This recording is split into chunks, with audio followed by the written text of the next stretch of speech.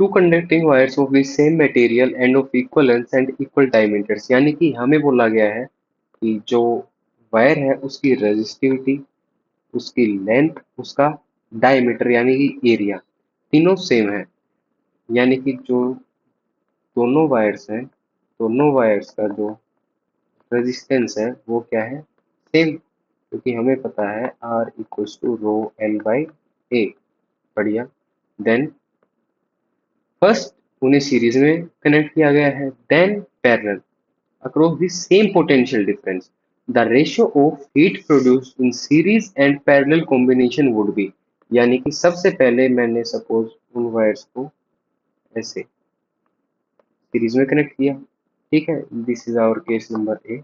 And second मैंने उनको parallel में, this is our case number B. तो हमसे दोनों में पूछ रखा है हीट का रेशियो। अब आप समझे हीट के हमने फॉर्मूले कैसे पढ़े हैं।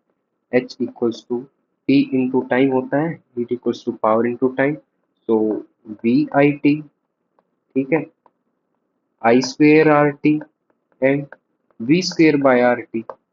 आप कौन सा यूज करेंगे, हमें पता है कि दोनों में रेजिस्टेंस भी चेंज हो रहा है। पहले सीरीज में था 2R, फिर पैरेलल में गया R/2, ठीक है। तो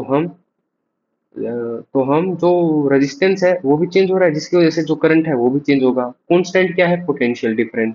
तो H equals to I square R T का फॉर्मूला तो हम यूज नहीं करेंगे क्योंकि दोनों चीजें वेरिएबल हैं।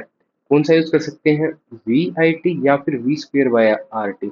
हमें इंफॉर्मेशन किसके बारे में गिवन है, रेजिस्टेंस के बारे में, तो कौन सा यूज करेंगे, V square by R into में टी। बढ़िया। तो हम कह सकते हैं heat produced in a part will be V square, voltage constant है, बाय में आर। अगर मैं एक वायर का रेजिस्टेंस आर नेट कर लेता हूँ तो इस केस में आर नेट की वैल्यू आ रही है मेरी 2R, और इस केस में मेरी आर नेट की वैल्यू आ रही है R/2। ठीक है। तो वी स्क्वेयर बाय 2R, ठीक है, इंटू में टाइम, और एच बी में है वी स्क्वेयर बाय में R/2, ठीक है, इंटू में टाइम। तो अब अगर मुझसे पूछा जाता है ratio heat produced in A upon heat produced in B, that will be V square by 2R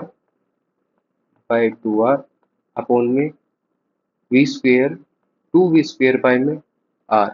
So that will be 1:4. So option number C will be our correct option.